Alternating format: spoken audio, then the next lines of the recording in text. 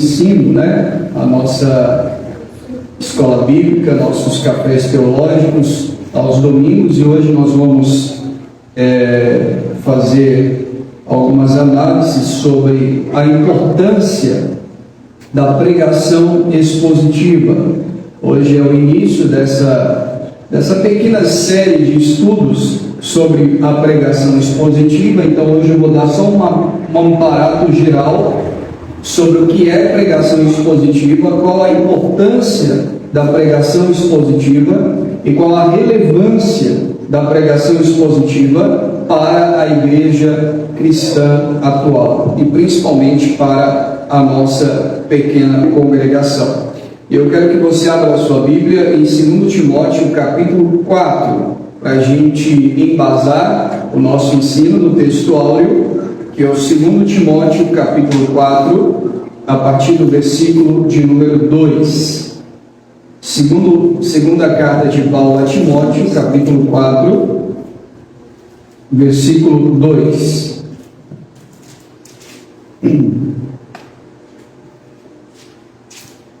Nós vamos fazer a introdução desse ensino até as 9h30. A partir das 9h30 nós vamos tomar o café, e após o café nós retomamos novamente para concluir a segunda parte desse ensino de hoje, domingo. Bem? 2 Timóteo capítulo 4, versículo 2. Quem achou, leia em alta voz, uma voz uníssona, para que todos possam compreender. 2 Timóteo capítulo 4, versículo 2, por gentileza. E pregues a palavra, isto, tempo e fora de tempo, corrija, repreenda e exorta, com toda a unanimidade e doutrina.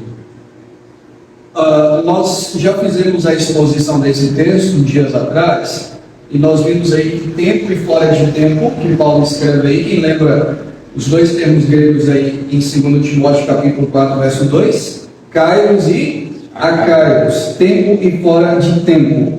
Ou seja, Paulo está dizendo a Timóteo que ele tem por dever, por obrigação, sendo cristão, pregar a palavra de Deus a tempo e fora de tempo, ou seja, kairos e akairos.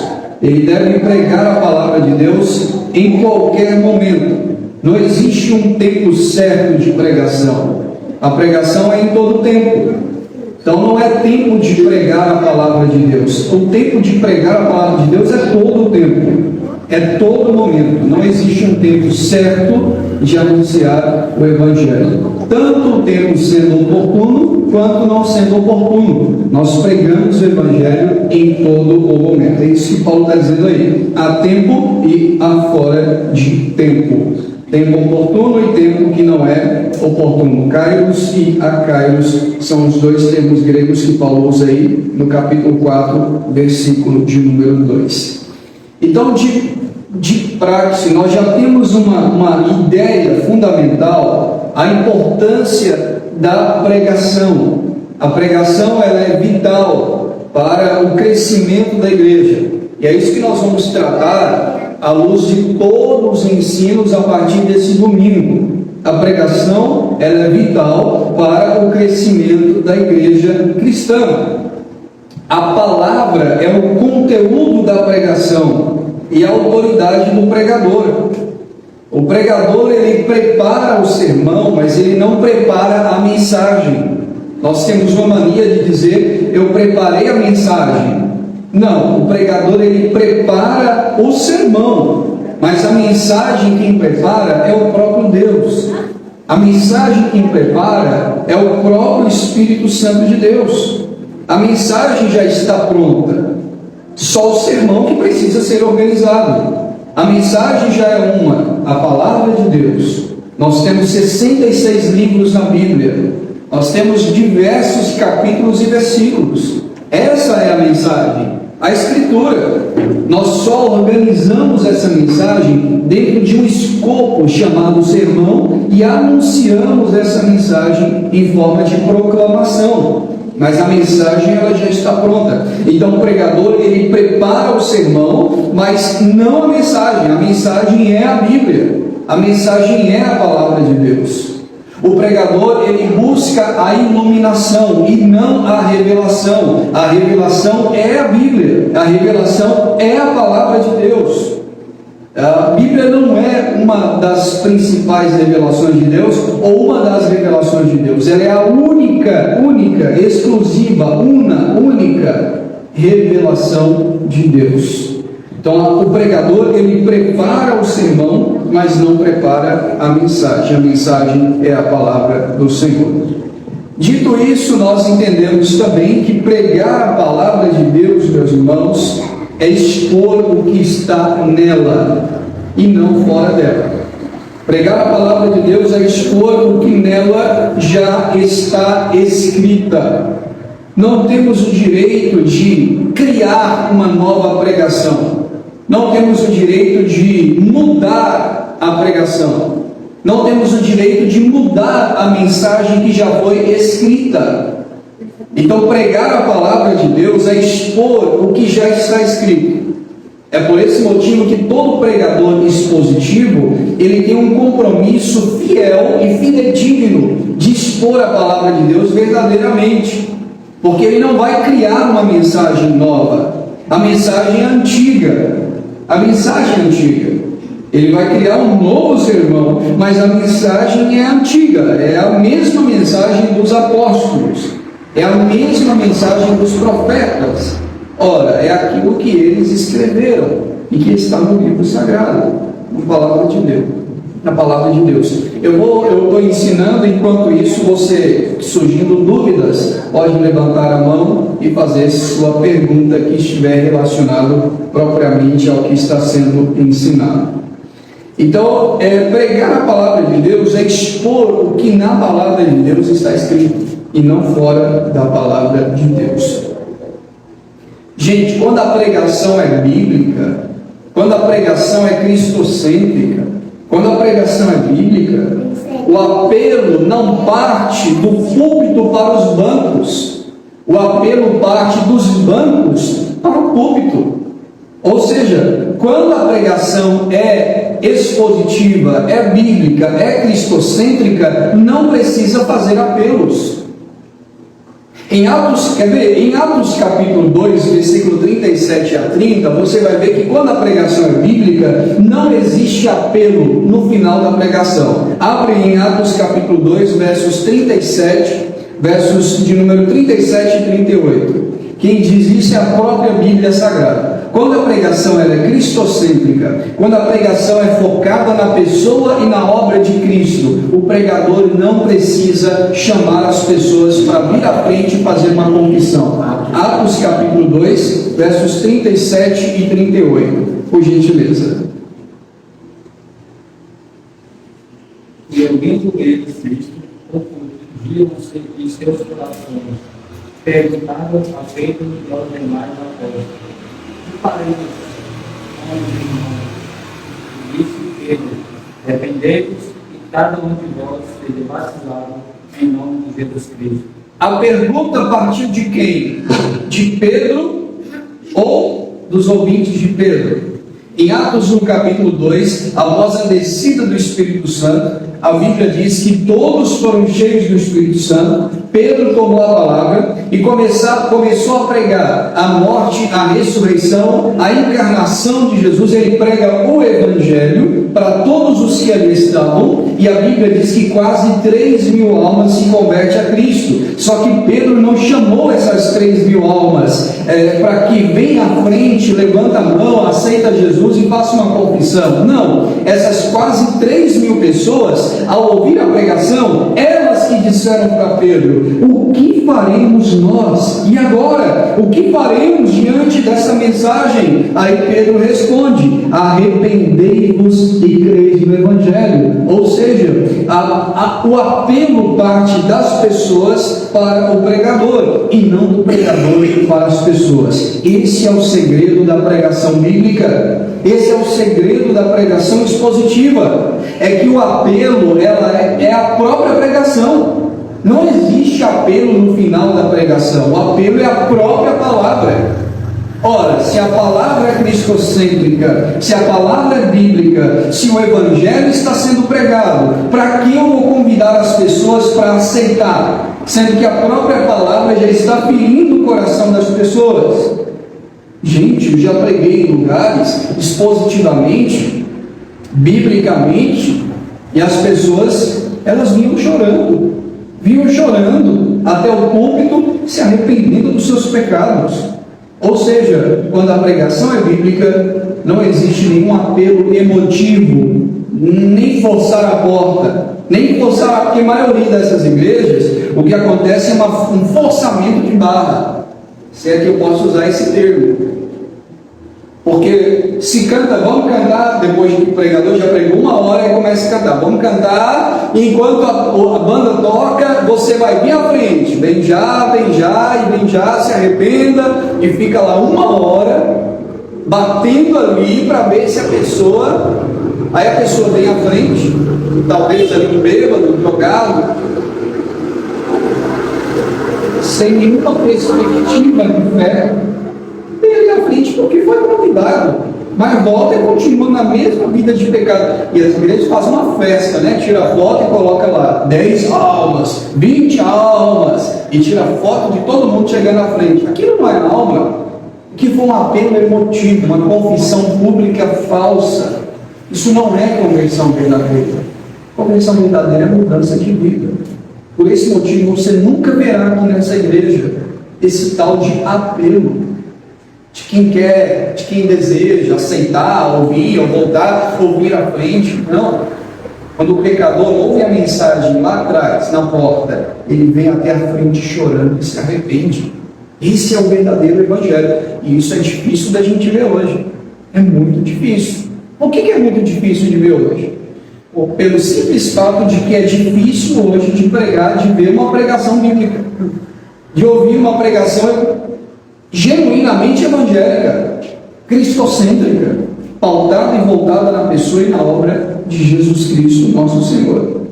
Por esse motivo, meus irmãos, nós precisamos resgatar essa pregação, resgatar a pregação cristocêntrica, resgatar a pregação bíblica, porque o principal instrumento para o crescimento de uma igreja é a pregação. Não existe outro instrumento maior do que pregar a palavra de Deus. O principal instrumento do crescimento da igreja é a pregação. Eu concordo com Rick Warren, no seu livro Uma Igreja com Propósito, ele faz uma pergunta. E a pergunta é, ele diz, pergunta errada, o que devo fazer para a igreja crescer? Pergunta certa, o que está impedindo a igreja de crescer? Essa é a pergunta certa. Não é o que devo fazer para a igreja crescer. Não, é o que está impedindo a igreja de crescer.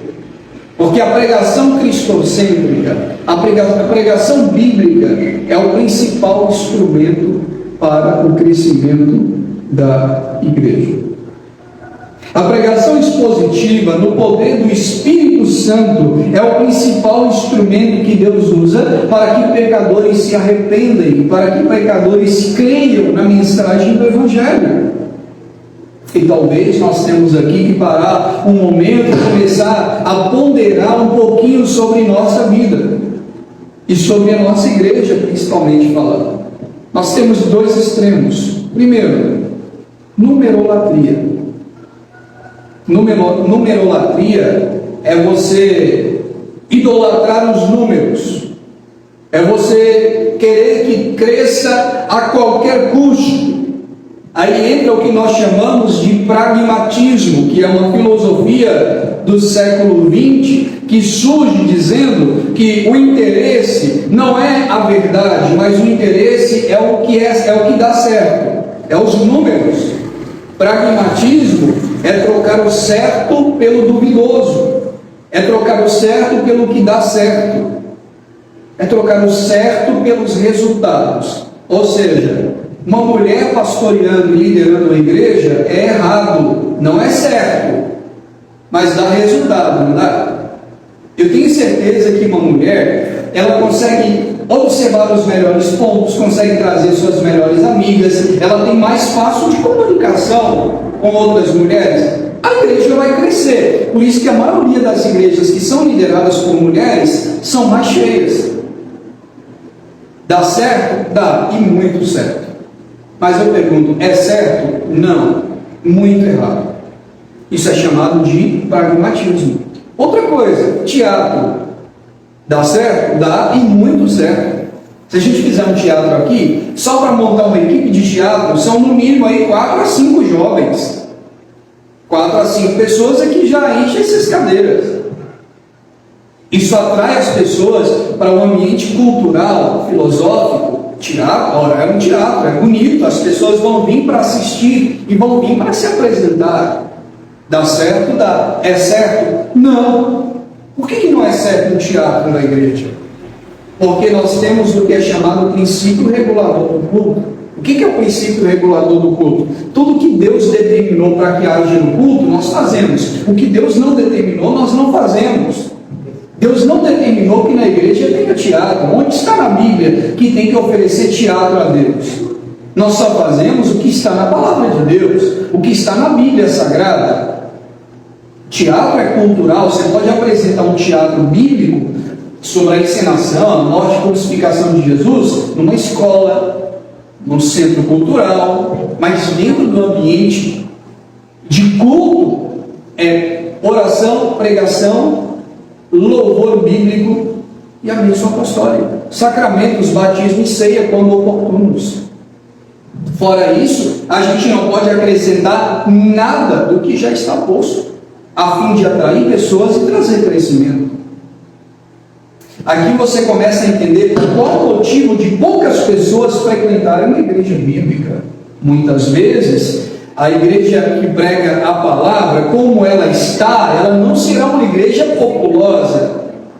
Eu não estou dizendo que isso é regra. Existem igrejas bíblicas que são lotadas de pessoas. A maior igreja evangélica do mundo é a igreja presbiteriana da Coreia. É uma das maiores igrejas e prega a palavra de Deus.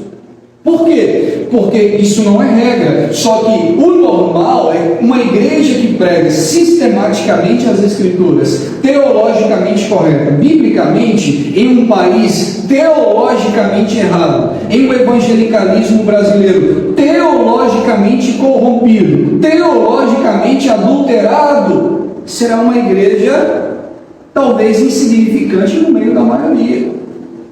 Se a maioria é 500 membros, ela vai ter 100. Porque o filtro, o funil é muito apertado. As pessoas, elas querem um evangelho fácil. Muito fácil.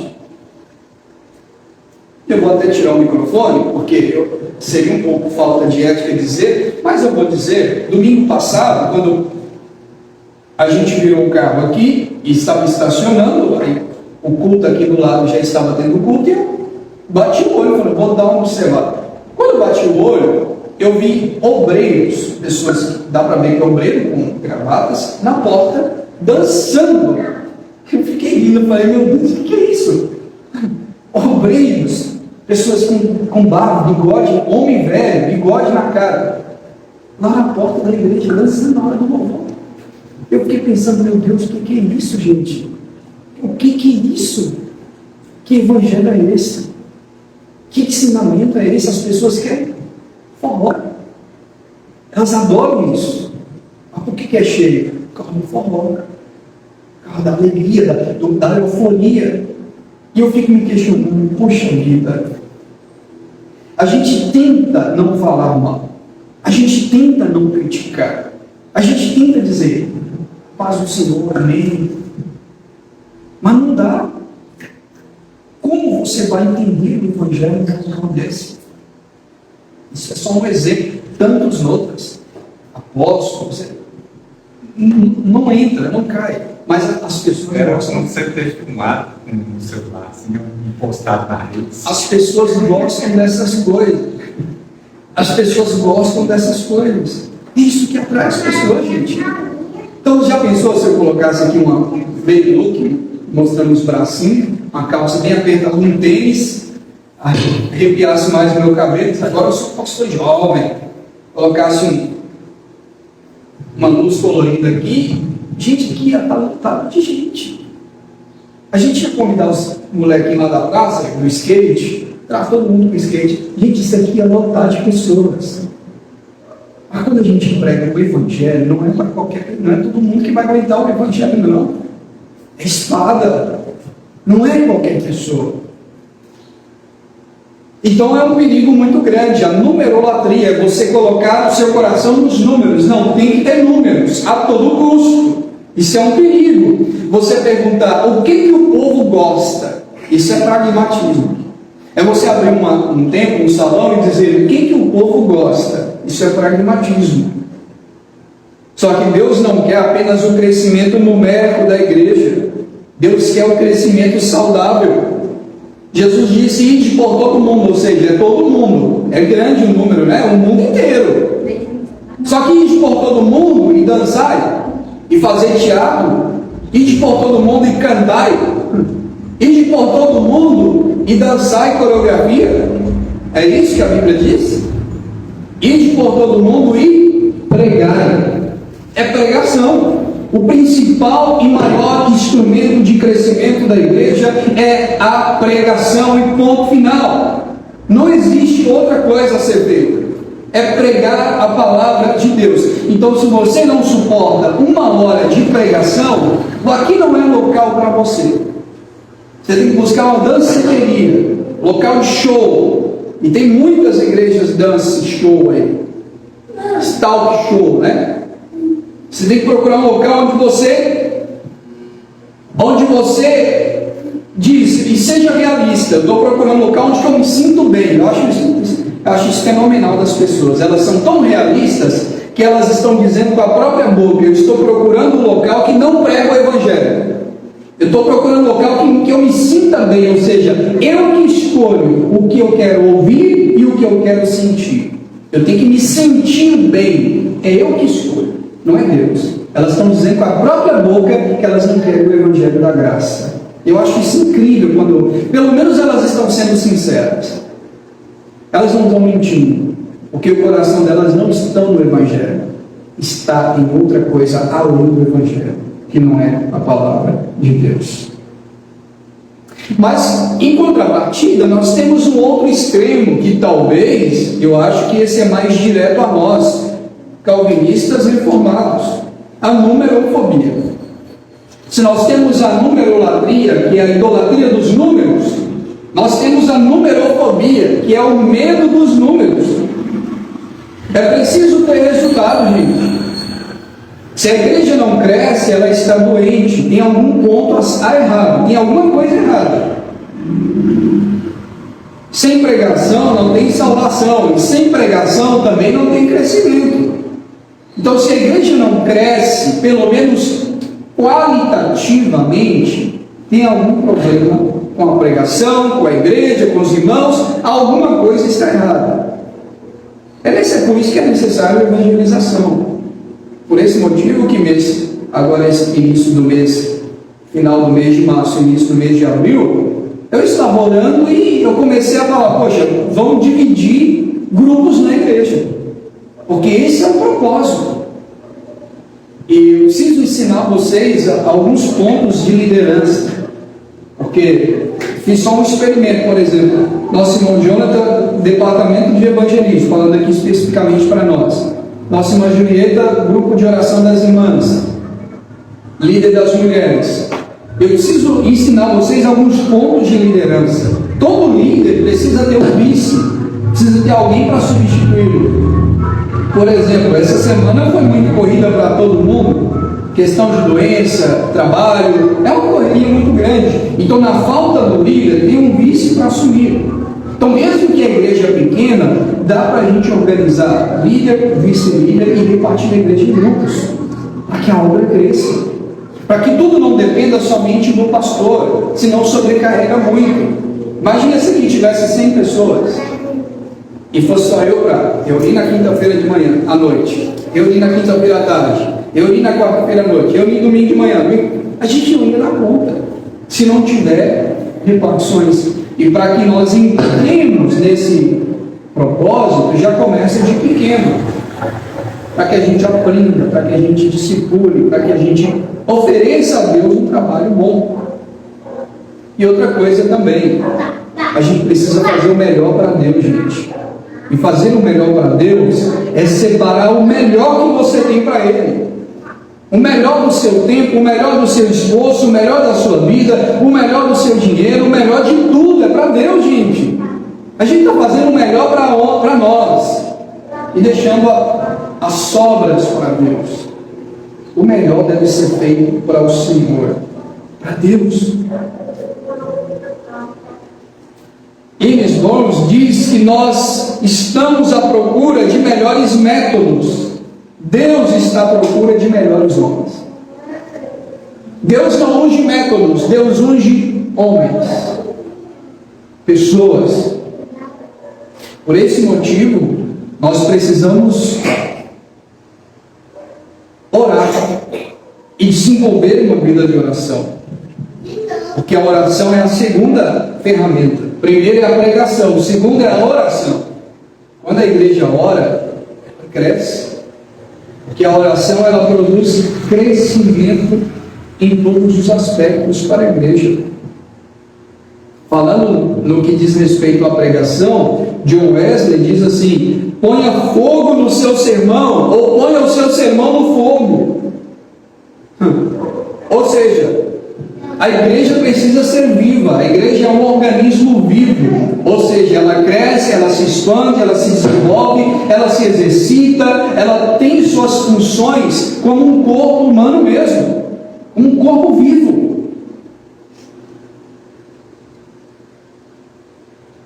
Perguntaram a Moody um dia, qual o maior problema da obra?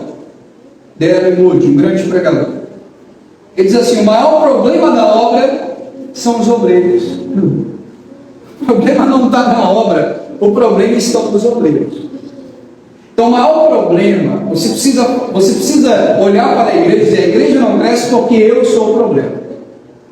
Eu não oro, eu não evangelizo, eu não convido as pessoas, eu não prego a palavra de Deus no meu trabalho. Gente, tem pessoas que vivem o dia inteiro, 8 horas de serviço, do lado, assim, ó, frente a frente, do lado de uma pessoa, e não prega o evangelho para ela. Está querendo que cresça como?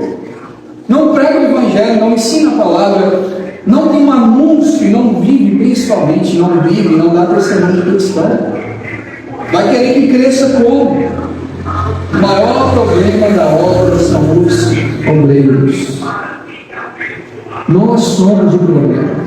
A maioria gosta de criticar a igreja, ama criticar. A igreja é a instituição manda, a igreja tem falha, a igreja julga, a igreja faz isso, mas eles esquecem que eles são a igreja. Eles agora vão dizer: igreja não é templo. Igreja não é templo de pedra. Igreja sou eu. Eles adoram dizer: igreja sou eu. Mas quando diz sobre problemas, aí joga para outros, eles não jogam para si. É ilógico, né? Se a igreja somos nós, o problema da igreja então é quem? Nós. Está vendo a hipocrisia das pessoas? Tem pessoas que congregaram aqui com a gente, que são assim, adoram criticar, mas quando se trata de igreja, eles tiram o corpo fora. Para criticar, tiram o corpo fora. Nós somos, o maior problema da obra são os obreiros. Nós precisamos entender. Isso tudo está relacionado, gente, com a pregação expositiva.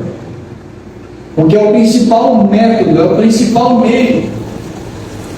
Mark Dever escreveu um livro, que eu estou extasiadamente debruçado em cima dele, é chamado As 9 Marcas de uma Igreja Saudável. A primeira marca de uma igreja saudável é a pregação expositiva. Se você não prega expositivamente, você é irrelevante na obra. Não que os outros métodos de pregação não sejam válidos. Nós vimos aqui domingo passado a pregação textual, a pregação temática ou tópica, e hoje nós começamos uma oficina de como pregar expositivamente. Hoje nós estamos falando da importância da pregação expositiva. Mas a pregação expositiva, ela está acima de outros meios, sabe por quê? Porque ela é uma exposição fiel e clara do que o texto e o contexto está dizendo. Uma igreja que prega expositivamente é uma igreja sadia. É uma igreja sadia teologicamente, doutrinariamente. É uma igreja que não é enganada, é uma igreja que é forte, não é fraca. Voltando novamente às outras igrejas, não é uma crítica destrutiva, mas construtiva, porque é uma crítica pautada no ensino. Se olha para essas igrejas, elas são tão fracas teologicamente, gente, tão fracas, sim, ó, fininhas, teologicamente falando. A começar pelas músicas. O pastor Josemar Bessa diz o seguinte: o segredo não é conhecer todas as heresias, mas conhecer toda a Escritura, toda a verdade de Deus. Mas as pessoas, elas não querem a palavra de Deus. Posto isto, dado aí esse grau de importância da pregação expositiva, falta 5 minutos para a gente tomar um café, nós vamos então algumas aplicações introdutórias sobre o que é pregação expositiva. Qual a importância, nós vimos aqui, da pregação expositiva, pelo menos a grosso modo, a importância que nós temos hoje de pregar expositivamente. Meus irmãos, se vocês têm aqui, eu seria suspeito de dizer, porque sou eu que prego. Então, se sou eu que prego, eu sou pior do que uma mula, porque Deus usou uma mula. Então, se Deus usou uma mula, quanto mais eu, né? Mas vocês têm um privilégio aqui de todos os domingos ouvir pregação expositiva. Gente, não é para qualquer igreja isso. Vocês estão tendo aqui nessa igreja, nesse local simples, humilde, com poucas pessoas, algo que é mais caro do que ouro. Mais caro do que ouro. E eu tenho certeza que se vocês que já acostumaram com pregação expositiva, já estão aguçados com a pregação expositiva, ficar 2 semanas em uma outra igreja, 2 domingos frequentando uma outra igreja que não prega expositivamente, você não vai suportar. Que depois que você come alimento fresco, você não suporta mais palha seca. Você não suporta mais que qualquer coisa desce goela abaixo. Posto isso, nós vamos então ao nosso assunto nesses domingos, que é a pregação expositiva. E o que é a pregação expositiva? Basicamente, pregação expositiva é examinar o texto à luz do contexto gramático histórico, dando ao povo o mesmo sentido do autor original e da época original do texto. Resumindo, pregação expositiva é pregar a Bíblia Sagrada sem alterar absolutamente nada e aplicá-la para os dias de hoje. Isso é pregar expositivamente. Vou repetir: examinar o texto à luz do contexto gramatical histórico, dando às pessoas de hoje o mesmo sentido que as pessoas de antigamente tiveram, o mesmo sentido do autor original e da época original do texto. O mesmo que a época hoje é outra, mesmo que os dias de hoje são outros, mesmo que as pessoas de hoje são outras, a Bíblia é a mesma. A Bíblia é uma só. O que é Jesus diz? Passarão os céus e a terra, mas as palavras do Senhor jamais passarão. Mesmo que a época é outra, a Bíblia é a mesma. Deus é o mesmo. Deus é um só. E nós vamos pelo menos em 3 verbos, eu vou falar dos 3 e após o café nós vamos destrinchar esses 3 verbos aqui. O primeiro verbo da pregação, se você quiser resumir o que é pregação expositiva, são 3 verbos que resumem isso. Primeiro verbo, ler o texto. Segundo verbo, explicar o texto. E terceiro verbo, aplicar o texto. Isso é pregar expositivamente. Ler, explicar e aplicar. Ler, explicar e aplicar. Ler, explicar e aplicar. Grave isso. Leia, explique e aplique. Leia, explique e aplique. São esses 3 verbos para você entender o que é pregação expositiva. Após o café, a gente retorna explicando aí o que são esses 3 verbos, como ler, como explicar e como aplicar o texto antigo para os dias contemporâneos. Amém? Pode ficar à vontade para tomar um café. Ali tem álcool, você pode se higienizar suas mãos e tomar café juntamente conosco. Daqui a pouco a gente retorna para aqueles que estão nos assistindo online.